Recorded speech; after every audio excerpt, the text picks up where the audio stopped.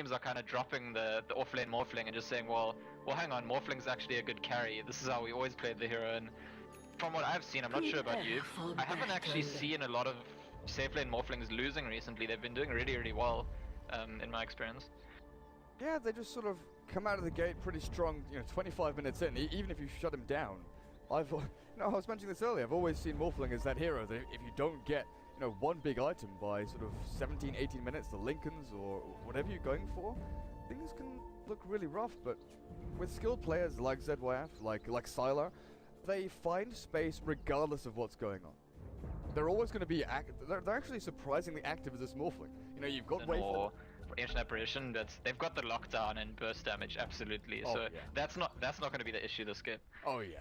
Orchid from the Storm Spirit, then Avalanche Toss, Laguna Blade and Raw. There's plenty to deal with. I'm actually glad I've got you here. Could you do you have access to Dota 2 Lounge, like to change streams and stuff? Because obviously I've switched over to JD Red when this is meant to be on ESL JD Red.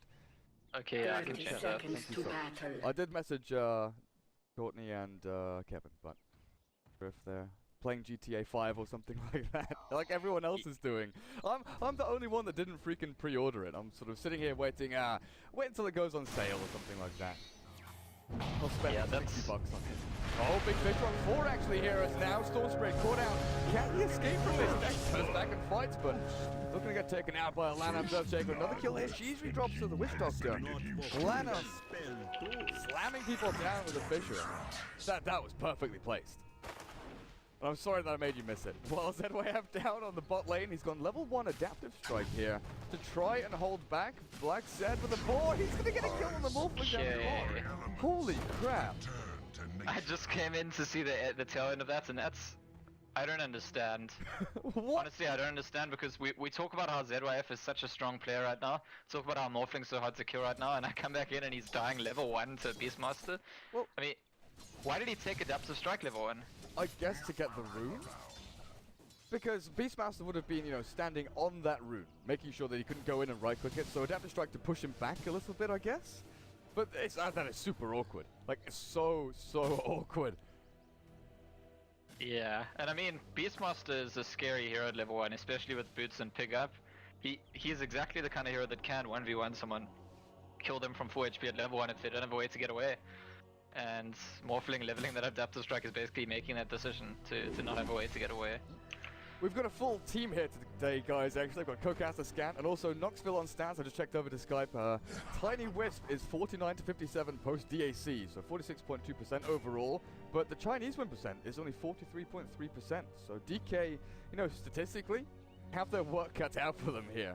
And yeah, Knoxville just confirmed that he used the adaptive strike to knock him back off the rune spot. Okay, well, I mean, a cute idea, but ultimately not worth it, right? If your teammates are all fighting at the top lane and you end up dying as a result, it's probably not the best trade. But yeah, the lane's going to sort of settle down now, and I think with the Witch Doctor helping, ZYF is going to get a much better trade. Okay, did you see that kill? No.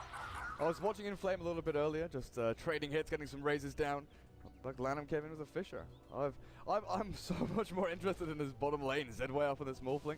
I just keep watching Beastmaster. He runs forward, keeps top rune. There's a fight going on for the rune. Oh, Wisp is in trouble. He's just used tether. Oh, nice light strike array though, catching them both in place. And RTK with LaNm gonna have to head themselves back. Who got the rune up there actually? ES. ES got the rune, yeah. EHOME controlling both rune spots now. They're not giving anything up. Yeah, and I gotta come back to the fact that EHOME are really in their comfort zone when they get the first pick Shadow Fiend. They're also in their comfort zone when RTK is on Tidehunter, so the draft sort of favoring the playstyle that they like, the way they like to move around the map early on. And absolutely we still have a strong draft on the side of DK, but DDC. I think if the dynamic is that we think EHOME are the stronger team than the favorites here, the fact that they're in their comfort zone is definitely gonna help them out.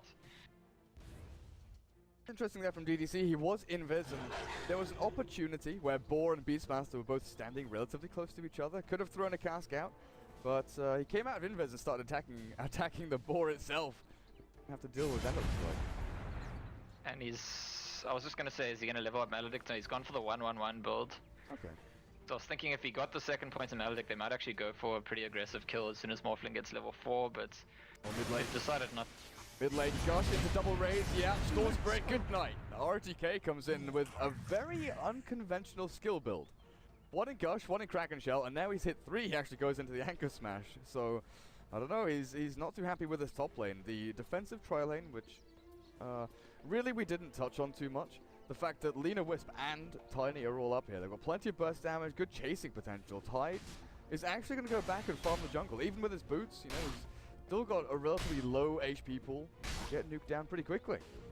Yeah, and even without the Lina, I mean, we spoke about how Tiny and Wisp can own something in mid lane, and in the safe lane there's even more chasing room, so it's a terrifying place to be, and I like the creativity of RTK, thinking if he levels his Gush, he could maybe go for a kill, making that kill. Much bigger contribution than sitting in the lane, getting nothing done.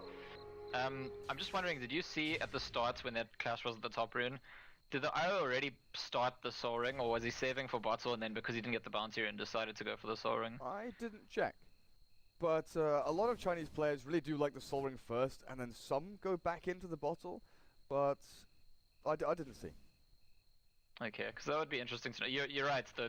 We have seen some players just preferring the Soul Ring in general. I think MMY is the guy who stands out to me as usually going for the Soul Ring over the bottle.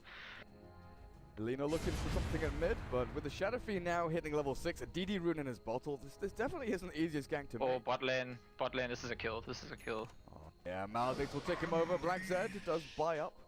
Little ring of protection. But take a look at what he's doing actually over in the Radiant jungle. Checking for stacks, making sure that he blocks them up as well. He's gonna do a little bit of damage to the courier. He can't kill it, no. He needs a few more hits in there, but it's not gonna happen. Inflame, as well as LaNm. Looking for the Fisher on the Storm, looks like it didn't land. Couldn't get in there with the Razors and the DD. That ball still messing around with the creep wave. Oh, life strike great, LaNm. With the Fisher now, he's blocked in. Sheezry tries to cut through the tangos, but he's not going to get anywhere. LaNm now, though, has to be careful. Life strike Ray stuns him up, but one more raise and the DD hit from Inflame's SF. Make sure to close that one out as quickly as you can. Yeah, it's a really good presence of mind, actually, for the Earthshaker, LaNm there. Recognizing that he could, you know, bait the stun, go for the block, actually set up a kill. And yeah, Noxforce just shared with us the recent win rates of EHOME with those heroes. And Inflame, yeah, interesting to see that his record's actually close to 50-50, a bit less than that on Shadow Fiend, but regardless, it's the hero that they've been first picking all the time, and it's the hero they're comfortable with. Definitely. DK, how they're looking hero level wise? I've had this up for a while and haven't really had a chance to talk about it. 2 on the Lina, 3 on the Wisp, so these pretty level. Oh man, I'm not going to be able to come to it because Super has got nothing to tether to. He's going to get stunned up by LaNm and 2 razors. Inflame says I only need 1. Right clicks him down and now Tiny. The first raise is there's no Fisher, there's no stun, there's nothing left to hold him in place. But yeah. Last hit wise, you know, we're looking at Tiny free farming and Shadow Fiend doing very well towards the mid lane. The Morphling has been shut down a tiny bit by this Beastmaster and incredibly annoying, but DDC has another invis. So the second invis has got the Maledict and Waveform. It could be enough to take it down. He's got no HP regen. Even the replica going to follow him through. Is that going to finish him off? It's going to be, I think it drops to like 1 HP here. Yeah, it's a level 1 Maledict. Actually doing it, it's a level 1 Maledict, so crazy amounts of burst damage being enough. The thing I'm worried about for the side of DK mostly actually is this Lina at the moment, because the support Lina's gotten nothing at all done. She's hit a bunch of stuns and they've either ended in nothing or ended in her dying. So it doesn't help to go around hitting people with Light Strike Array if it doesn't actually set up a kill or chase someone out of lane, force some regen or teleport, something like that. She's not really finding a purpose in this early game. Yeah, that's what I was looking at here. Like, she's level 2, Earthshaker's level 3, but you expect it from the ES. He's not level dependent. He walks around with level 1 Fisher and he's pretty happy. But Lina, she needs to get up to level 6 in this sort of... I think the trouble is she's not in the 4 role. That's what I kind of called during the draft, but that's where the Wisp sits. He's going to be heading into relocate. He needs his itemization to be pretty on the mark, whereas Lina with these boots, she's going to be sitting on them for quite some time. Buying Observer Wards, buying Sentries, as... speaking of Observer Wards, RTK heads over to his Ancient stack, and he'll soon realize he can't stack it anymore because that Dire Observer blocking it up. Yeah, but I think part of the problem for the Lina in this game is that because RTK has hardly actually been in the offlane, what is she meant to do? Is she meant to just make stacks and pull? She keeps moving towards this mid lane to try and get something done, but that just plays into the hands of EHOME because it's so easy for Earthshaker to cover this mid lane to help the Shadow Fiend, and Lina and Storm are going to get less stun than Earthshaker and Shadow Fiend pretty much all the time in the early game. So because there isn't Yeah, I mean, just look at the map right now. What can Lina do? Yeah. Like, basically wait to make a stack. There's no like clear role for her at the moment. Oh, crap. That make a big After that really good start, wow. He's dominating 4-0-1. I kept flicking between lanes. It looked like Beastmaster was okay for a while, but instantly nuked down, it looks like there. By DDC and ZYF. Storm heads back into the jungle, going to take out a little stack for himself. He's hit level 8 just now. With 1,000 gold he's got, could go for treads, but I think Soul Ring here is going to be that little more effective. Mana burst to get himself out of these sticky situations. But the tier 1 bot, how do you defend this? That's going to be just free gold for ZYF right now. You don't defend it yet, it's done. Lina's getting some XP now, she shared with the stack and went to mid lane, but I mean, Black.Z after getting that amazing first blood on offlane Beastmaster has really suffered since then. And do you think DDC is gonna, okay, he's just answered the question. I was gonna say, is he gonna go for that Midas build that we've seen on the Chinese Witch Doctors a lot, but no, he's gone for the treads. Okay. Well, he's got such a good start, he doesn't really need to go for the Midas, you know, he's nearly level 6, he's got 2-1-2 build. As we're seeing, Yule, is that fully completed? Oh man. Pre-10 minute Yule Scepter there on his 402 Shadow Fiend. Net worth wise, what are we looking at? 6.4 thousand net worth on the SF with Tiny. Oh, he's lagging behind a little bit. How many stacks? They've got nothing. They've got no stacks for him built up. Storm took the large camp. The Whisper's just been farming through them all. Yeah, and I think that CTY is not going to be happy in that position, right? Because he's a guy that likes to have a lot of farm, you know, be in pole position, so to speak. Obviously, Tiny is a hero that can catch up, and once the relocate is online, which will come soon, there's going to be a lot more ways for them to get gold, be all over the map at the same time, be in fights and be farming lanes. Yeah. But we're not there yet. Super's not quite at level 6 yet. I guess also the fact that he's skipped over drums, he's got Quelling Blade treads, and those are his farming tools and just sort of sustainability items, if I can call them that. 3,200 gold. He's 1,000 away from his axe, 10.5 minutes in. That's pretty good timing. You know, he's going to be hitting this at what, 12? Maybe a little bit later than 12 minutes. And then you can just go taking jungle camp after jungle camp, ancient stack after ancient stack, and if EHOME don't realize this and don't get themselves into the dire jungle to stop it, which I don't think it's going to be a possibility with that observer ward already placed pretty nicely there, watching Trip for transition between camps, LaNm. Little late looking for the Fisher. But yeah, they need to stop the Tiny farming once he has that axe, which is now 500 gold away. Yes, it's going to be one tier 1 apiece here. And yeah, the stats showing. This is Witch Doctors aren't usually dominating this hard early on in the game, but this one's certainly doing it. DDC doing a good job, and that IO just so close to level 6, desperately trying to get it. And I was just gonna say, Beastmaster got his level 6 right now, and if the IO had his level 6, we might have actually seen DK trying to defend the mid tier 1 with the raw into relocate, but Super only getting his relocate right now and just barely avoiding ROTK. I think ROTK might be willing to pop the Ravage for solo kill on Wisp if you can catch him. I think the strength of DK, like you said, it comes when they can start relocating around. But I'm just wondering what the role of this Storm is. Like, when they get relocating the Titan, oh man, RTK, are you going for this? He was maybe thinking about the Ravage onto the Wisp alone there, but he won't actually pop it. But with the Storm Spirit, is he going to be in a situation where Tiny and Wisp are making space for him, and he goes around farming or trying to find solo pickoffs while they go in and try and brawl and teleport around? Or does he actively join them? Because if they do relocate in onto, let's say, the Shadow Fiend or something like that, there's going to be RTK, Ravage, a LaNm with a Fisher. It's going to be relatively difficult to take a head-on-head, 5 versus 5 actual team fight. DK want the pickoffs, they want the 3 versus 3s, the 2 versus 2s, oh, the Black.Z. Oh yeah. Beastmaster walks into the smoke, good night. Fisher, a couple of hits in a range there for his play. DDC, of course, Witch Doctor DDC takes the kill in the last second.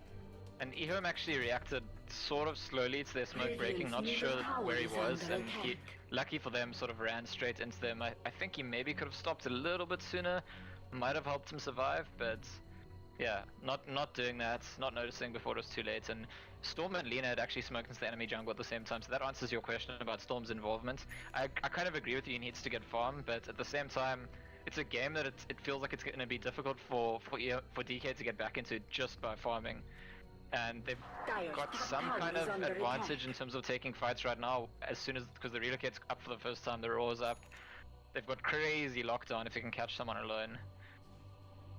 And it looks like, yeah, they're all heading down to that bot lane. That's their aim. Do you think DK take a fight if EHOME all rotates that bot lane? Or DK interested in that 5v5? That's what I was saying. You know, 5 versus 5, I think DK gets completely crushed. If they can find one hero, any hero except this Morphling maybe, then yeah, they can go for it. But in come the TPs, RTK Ravage ready. Gush first, Super gonna drop pretty quickly here as NYM waveforms forward and a few right clicks finish him off. As DK quick on the retreat, but can they run fast enough? RTK's now rolled up with a good play, they zap him down instantly. There's no round for you. Requiem on the back end, Sheezry waveformed over and dead. Fisher blocks off the advance of EHOME though, so they can't chase down Tiny or Storm. That was pretty impressive execution from DK. I think it could have been a lot worse for them. Killing the Tyrant before he gets off Ravage, despite having level 3 Kraken Shell, the timing was pretty perfect. Like as the Kraken Shell proc, then he got Lagoon and finished. And if that hadn't happened, if he got the Ravage off, hit 1 or 2, maybe even 3 people, fight goes a lot better for EHOME. Even so, they're getting the tier 2. It just becomes catastrophic if that Ravage hits anyone, pretty much. But yeah, very well timed Life Strike Array into Raw, and the Laguna Blade to take down ROTK, he was getting close to his blink. He's now sitting on 1900 with that tower falling, so 150 or so away with a little, like that little ancient stack is still there. We saw DDC place a sentry to deward the obs that was placed, but look at Super. Look at where he's heading. That doesn't block it up, and he's going to get an interesting little bit of vision there.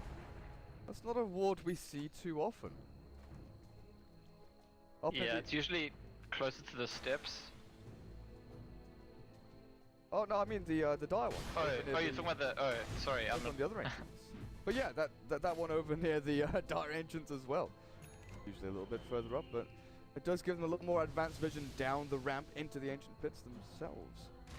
Yeah, is the purpose in this ward at the entrance that it's less likely to be countered? I'm pretty sure that's what it is. It gives similar kind of vision, but isn't likely to be countered.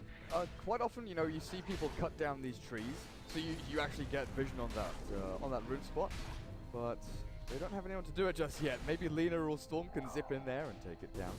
RTK, Blink Dagger is available. Huh? Where are you heading? It's like he wants to scout them out. He's got an observer board up on this clip as well. It's getting a little bit scary. Oh man! Has been slain. That was that was a miss micro if I ever saw one. They knew that Tiny was heading over there. You could see someone was like moving the courier left and right a little bit and walked it straight into that Tiny.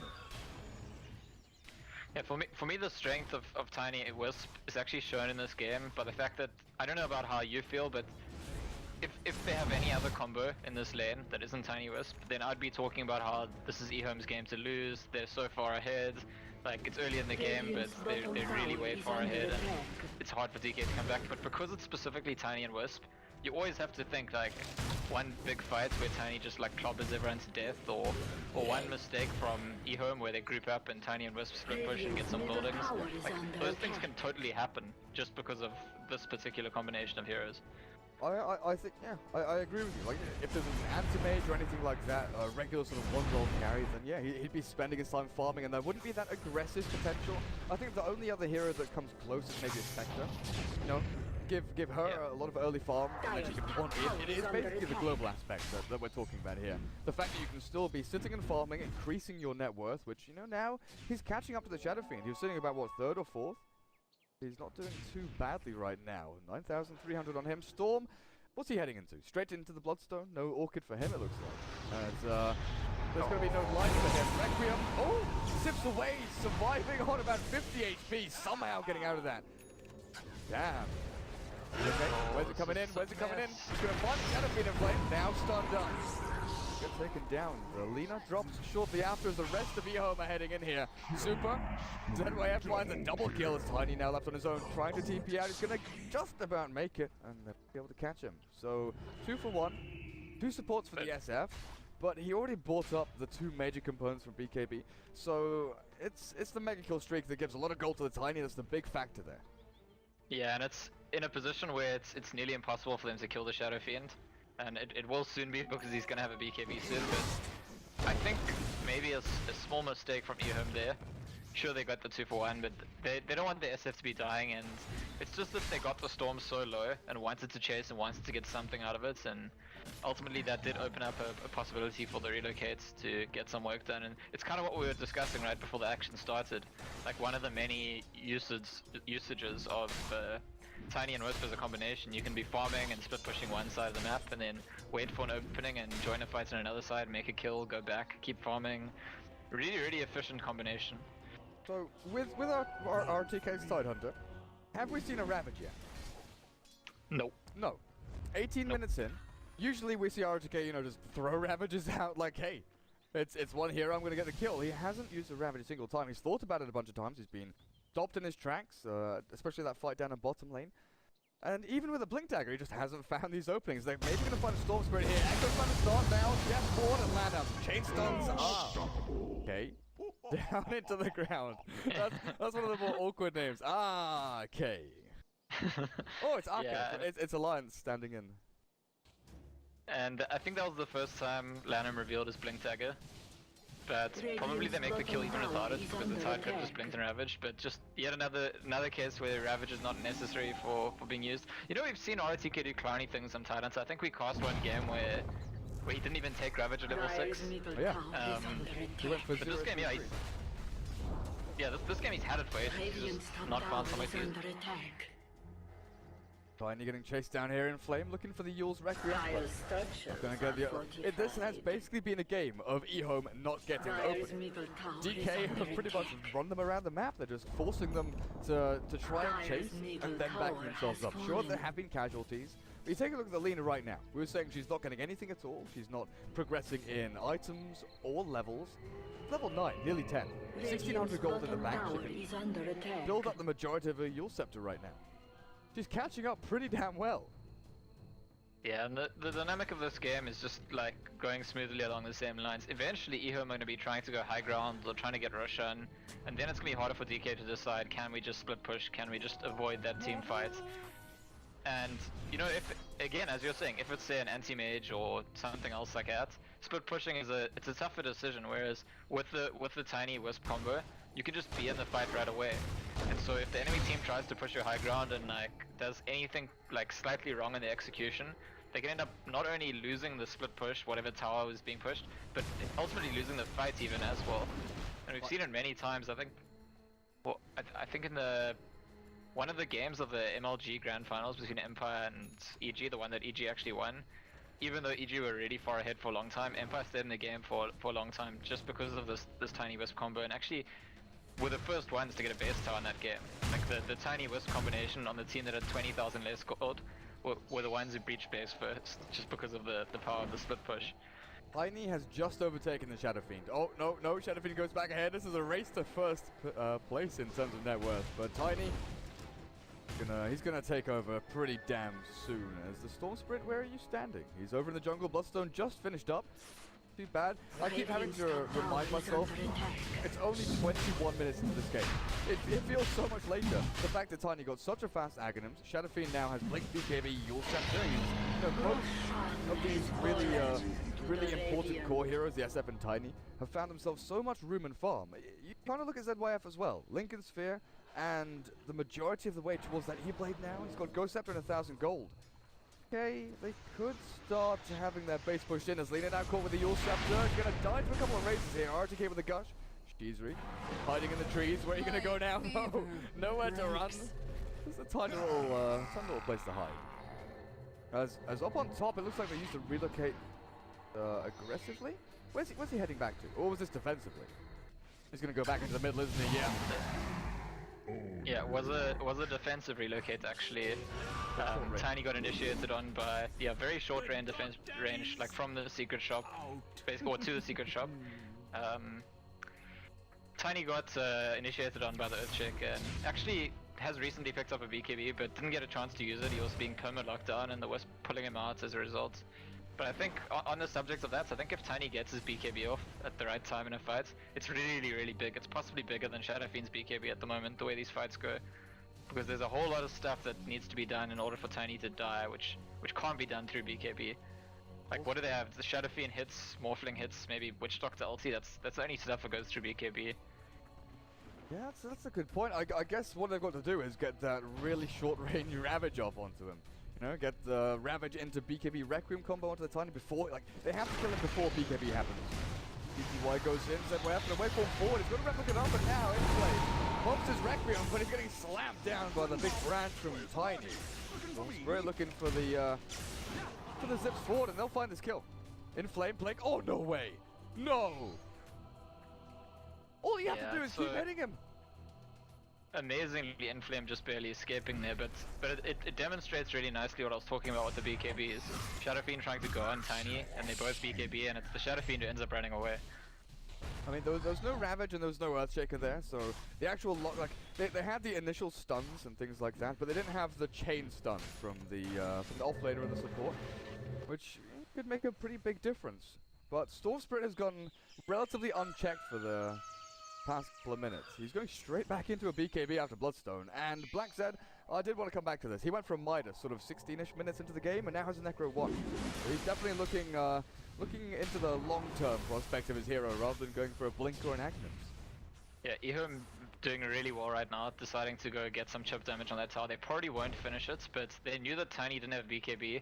They knew that there was no potential for Wisp and Tiny to be split pushing, and perfect window to get some free damage on the enemy tower with no return at all. Well, they still have Aegis Immortal up on ZYF for another 2 minutes. He's got the capability to go and push relatively aggressively, as long as he's got a replicate up so he can join the fight. Actually, that's something we haven't really touched on either. You know, we're talking about Tiny Wisp joining the fight from afar, jumping across the map after split pushing and farming. Morphling can kind of do the same thing.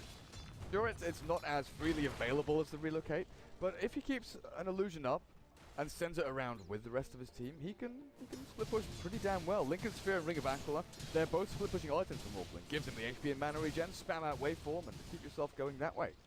Oh man, Tiny. Trying to save his teammate, but Super's already dead. Now, CTY, he's got BKB, so he should be okay here. Like, he can goes for the avalanche, but LaNm, oh man, blink forward and chat told him to stop things off. Virgo.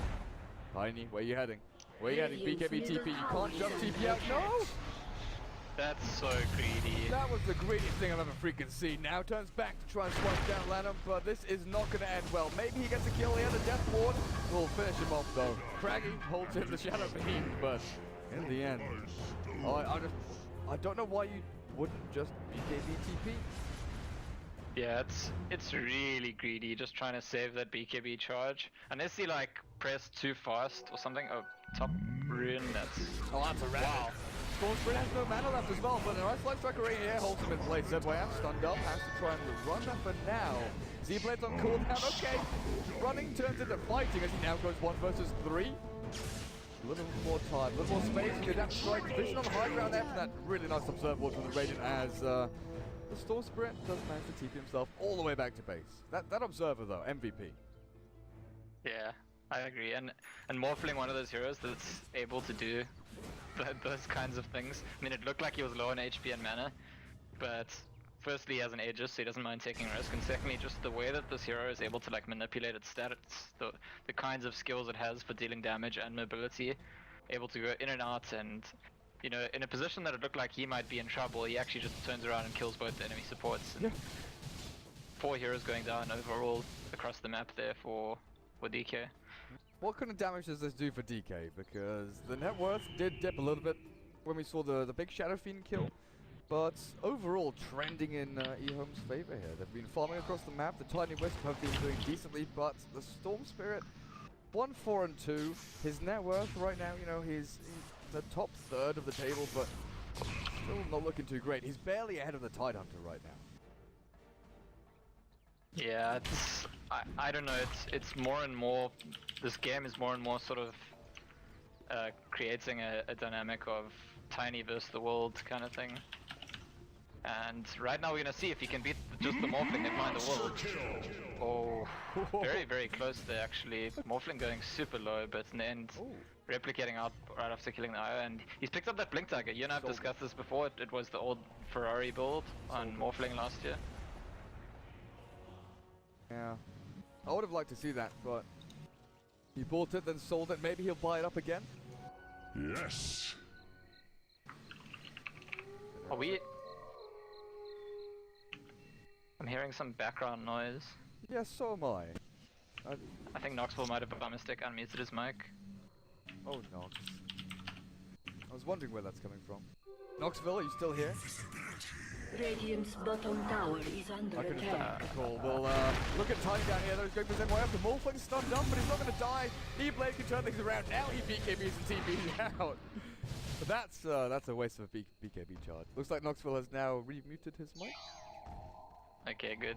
So we don't hear the cars anymore. And Morphling then went back to buy his Blink Dagger again. yeah, I love this build. I really enjoy watching this build being used. The shenanigans you can achieve between Waveform, Replicate, and Blink Dagger makes you a bit like a puck, except you've got that crazy burst damage as well with your Ethereal Blade and Adaptive Strike. Oh, Inflame goes directly. He knows Tiny doesn't have his. Now seems quite slowed down by that Scotty. Inflame with a couple of raises, and that's a pretty damn big double kill there. Okay, could just take the last hit over on Tiny, but Shadowfiend getting his hands dirty a little bit there. RTK picks up a refresher. There's big items across the board. Storm Spirit's fresh BKB. Maybe that can make the difference. But yeah, I like Blink Dagger on Morphling as well. We used to see the old school combo like TI2, TI3 was, you know, E-Blade, or Lincoln's E-Blade and then BKB. Or E-Blade and then BKB if you skipped over the Lincolns. And you'd always have to have a replicate up. You'd need a replicate to basically, the move always was when breaking high ground. You have vision up on high ground, you waveform forward, E-Blade, Adaptive Strike, kill someone, and then you replicate back. If you get in trouble, you have to BKB. But that was back when E-Blade made yourself inferior, as well as your target. Now it doesn't do that. Blink Dagger is such a great tool for initiating, disengaging. It's just multifaceted. It doesn't cost you any mana either. Yeah, and I just like the idea of being able to, what he's doing right now. Yeah, see, blink in, combo someone, replicate out, that's pretty awesome. Now it's just forward on skates, Kraken Shell does pop. He's still got 2 Ravages. Top lane though, we're gonna have to take a look at this. The tier 3's fallen super, gonna relocate himself out. No! There's just about enough vision there for Inflame to take him out. Virgo, CTY, whatever you want to call him, the Tiny. Trying to slap down these buildings, but he doesn't have enough HP. As the 3 cores from EO make their way back to the base, take down melee racks at mid, and defend their own up at top. But there is a Dark Overward here. Yeah, it still tells you something about how strong that Tiny Wisp combo is yet again. I mean, they're so far behind right now. We're busy watching mid lane and talking along the lines of like, EHOME are gonna win this game soon. They're just casually like raxing the enemy team, making kills deep in the enemy base. But in the meantime, Wisp and Tiny like getting a trade-off on the tower on the other side and getting close to. I mean, the racks didn't go to even half HP. But when I say close, what I mean is if they had 2 or 3 more seconds, the racks died. That's how fast the Wisp and Tiny does it. RTK, where are you going to throw these Ravages? Love to hit level 16? Well, I say that actually. Maybe he wouldn't like to hit level 16 because of the mana increase. From 225 to 325. What is his mana pool? 900. So he needs 650 plus the 375. He's not going to have enough. Maybe with the 2 arcane boots and the 11 stick charges, okay, he'll have the 2 Ravages, but then you're not throwing out Gushes and Anchor Smashes and anything else you'd like to do. Yes, as a Tide Hunter with a strategy, you have to be so conservative with your mana, and when you're getting it, oh man, that's pretty nice. When you're getting it burnt by Necro units in the middle of a fight, maybe that screws you up. If Beastmaster can use a Hawk to scout RTK, cancel his blink with the Necro book, drain a little bit of his mana as well. Maybe you don't even see the double Ravage. Look at this Lina. Sneaky little Lina, just hiding behind the whole enemy team. Not getting spotted as literally all of them walk past her. She's bought a drum in this game. I don't know if we mentioned that before. That's not usually what you see on the support Lina. I suppose tanky item, and Tiny didn't have time to go for the drum himself.